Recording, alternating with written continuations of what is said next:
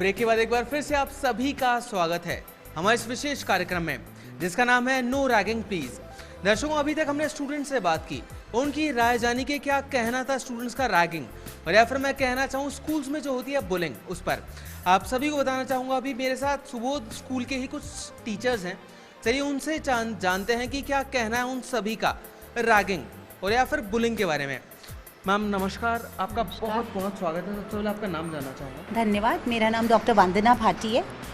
Ma'am आप psychology की teacher हैं, आपसे सबसे पहले जानना चाहूँगा रैगिंग और या फिर स्कूल्स में जिन नाम से जाना जाता है रैगिंग को, बुलिंग, मैम क्या रीज़न होता है बुलिंग के पीछे? ये जो शब्द है ये सिर्फ बुलिंग से नहीं बना हुआ, इसके पीछे पूरा परिवार का बच्चे का जो मानसिक और शारीरिक विकास होता है, माता पिता का आपस में जो सामंजस्य होता है, उसके चलते उस बच्चे की मनोवृत्ति बनती है कि वो अपने आप को स्कूल में या बाहर किस प्रकार से प्रेजेंट करता है।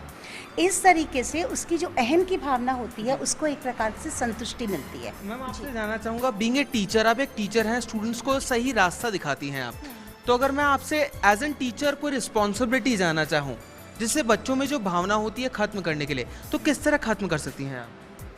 मैं उनको बताऊंगी कि जब आप किसी को तंग कर रहे हो, आप इमेजिन करो जैसे एक साइकोलॉजी का प्रोसेस है, सिस्टमैटिक डिसेंसिटाइजेशन, जहाँ कि आप खुद को रखते हो और उसके बाद आप इमेजिन करते हो कि दूसरे व्यक्ति पे अगर ऐसा हो रहा हो तो क्या गुजर रहा होगा।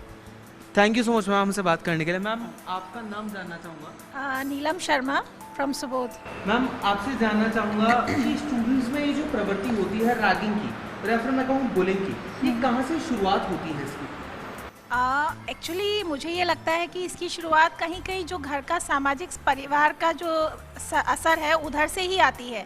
बच्चा अपने घर में देखता है कि उसके माँ बाप का एक दूसरे के प्रति बिहेवियर, घर के जो बाकी जो सदस्य हैं उनका एक दूसरे के प्रति बिहेवियर, उससे कहीं ना कहीं, क्योंकि बच्चा सीखता सबसे पहले घर से है, फिर उसके बाद उस माहौल में उसको क्या सिखाया जा रहा है, क्या पढ़ाया जा रहा है, उन चीज़ों को उसको बताया जा रहा है कितना सही है कितना गलत है, ये सब चीज़ों को देखने सुनने से ही उसके अंदर ये चीज़ें अंदर सुप्त अवस्था में, जैसे मैम ने कहा, आ जाती हैं। फिर वो जब बाहर के वातावरण में आता है, स्कूल में आता है, तो उसको उन चीज़ों को निकाल कर उनको प्रैक्टिकल अप्रोच करने से उसको समझ में आता है कि हाँ ये होता है या ये नहीं होता है।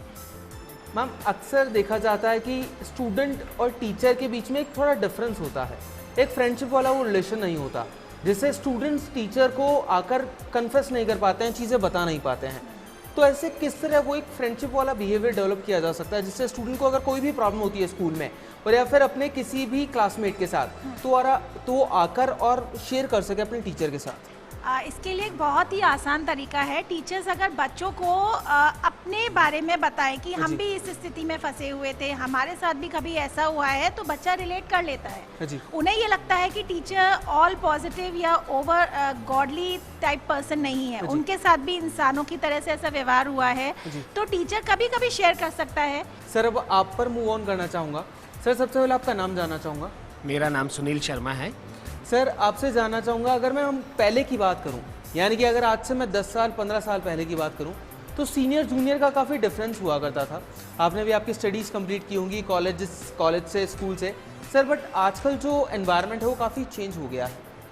आजकल ऐसी हरकतें होती है लेकिन इतना सामने नहीं आ पाती, स्टूडेंट्स बोलते नहीं हैं बहुत ज़्यादा। क्या रीज़न होता है? स्टूडेंट्स क्यों इन बातों को दबा जाते हैं, क्यों सबके सामने नहीं लेकर आते, क्या रीज़न है उसका? पहले तो मैं आपको बताना चाहूँगा, आज से 10 साल 15 साल पहले स्कूल्स के अंदर एक पीरियड हुआ करता था नैतिक शिक्षा का। जी, नैतिक शिक्षा वो पीरियड होता था जिसमें हम बच्चों के अंदर वो संस्कार डालने की कोशिश किया करते थे जो उनको भविष्य में आगे काम आएंगे, जिसमें से एक था समानता की भावना। जी, सीनियर जूनियर होते थे लेकिन वो आदर के रूप में होते थे। आज की जैसे नहीं, जहाँ पर कि सीनियर अपने आप को बड़ा माने, जूनियर अपने आप को छोटा माने। जी, बिल्कुल ऐसा नहीं होता था।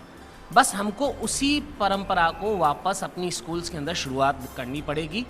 नैतिक शिक्षा का कालांश जो है उसको हमको शुरू करना पड़ेगा। मोरल वैल्यूज़ जिसको हम कह रहे हैं उनको वापस अपनी स्कूल में, अपने घरों में शुरू करना पड़ेगा। बहुत बहुत शुक्रिया सर हमसे बातचीत करने के लिए।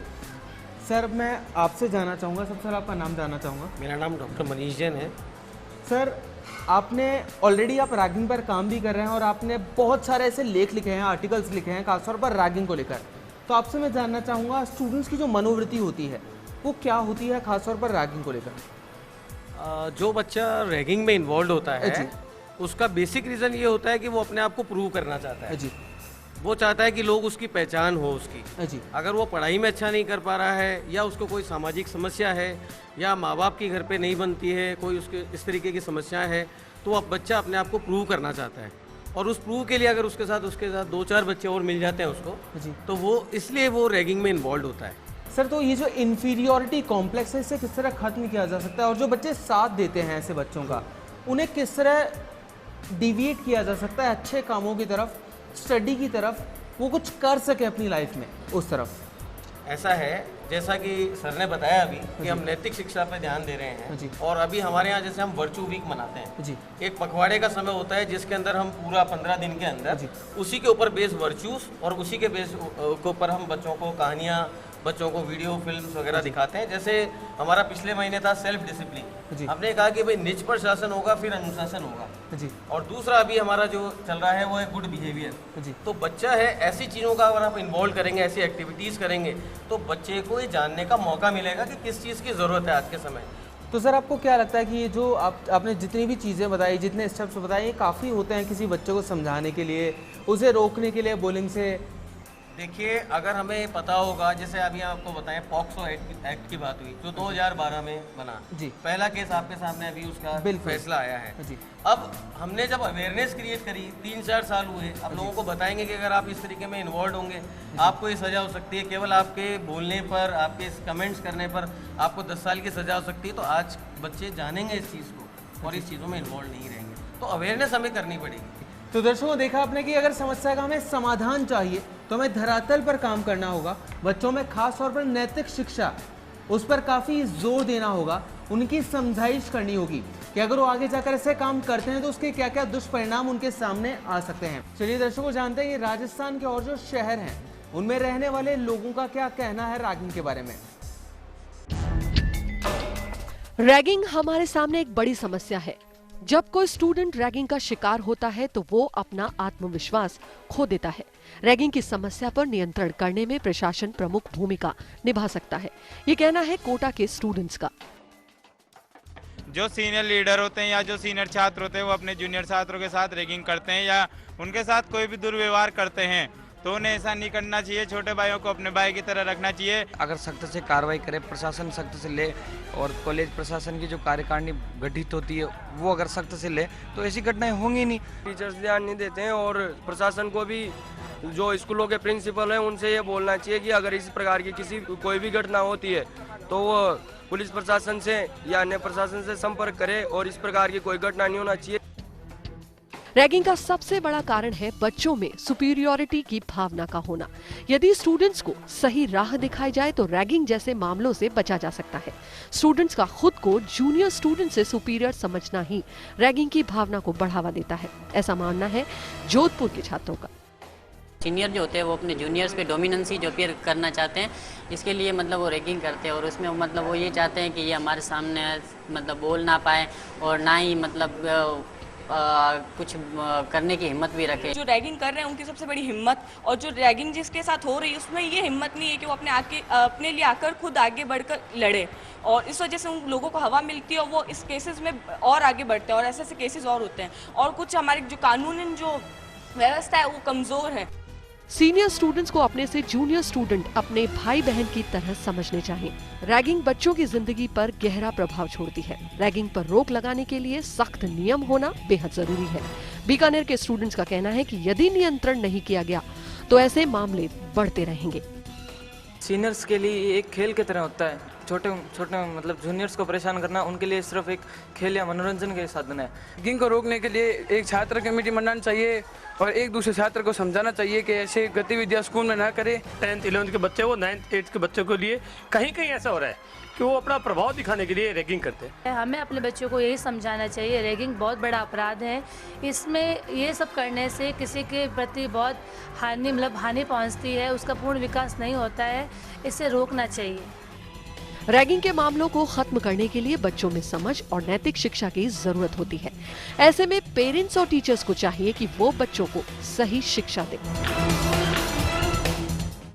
तो हमने जाना कि राजस्थान के जो और शहर हैं उनके लोगों का क्या कहना है रैगिंग के बारे में। अभी के लिए आगे बढ़ते हैं और टीचर्स हमारे साथ हैं सुबोध स्कूल से, उनसे जानते हैं। सर, आपका सबसे पहले मैं नाम जानना चाहूँगा। डॉक्टर संजय पराशर। सर, आपसे मैं जानना चाहूँगा कि सीबीएसई ने ऑलरेडी गाइडलाइंस जारी कर रखी हैं जितने भी जो स्कूल्स हैं जो सीबीएसई के अंडर आते हैं उनके लिए, तो आपको क्या लगता है कि उन सारे स्कूल्स उन सारी गाइडलाइंस का पालन कर रहे हैं सही तौर से? अगर आप प्रैक्टिकल अप्रोच अगर अपनाएं तो जो इस सबकी तह में नज़र आता है वो कम्युनिकेशन गैप है जी। वो कम्युनिकेशन गैप एक सीनियर और जूनियर के बीच में हो सकता है, वो पेरेंट और समाज के बीच में हो सकता है, समाज और स्कूल के बीच में हो सकता है, और चूँकि बच्चा जो है वो समाज में परिवार से आता है तो परिवार एक महत्वपूर्ण इकाई है जहाँ से कि उसका संवाद स्थापित होता है। अगर वो संवाद सही तरीके से स्कूल में आता है, स्कूल से समाज में जाता है, तो एक सभ्य नागरिक हम जो तैयार करने की जिम्मेदारी लेते हैं स्कूल में, उसको हम बखूबी निभा सकते हैं। बहुत बहुत शुक्रिया सर हमसे बातचीत करने के लिए। धन्यवाद। दर्शकों, रैगिंग भले ही आपके लिए कोई मस्ती मजाक हो सकता है, लेकिन आपका ये मस्ती मजाक किसी का जीवन का अंत भी कर सकता है। अगर आपके साथ और या फिर आपके आसपास किसी के साथ भी रैगिंग होती है तो हमेशा एक ही चीज कहें, नो रैगिंग प्लीज। आज की हमारी खास पेशकश में इतना ही। नमस्कार।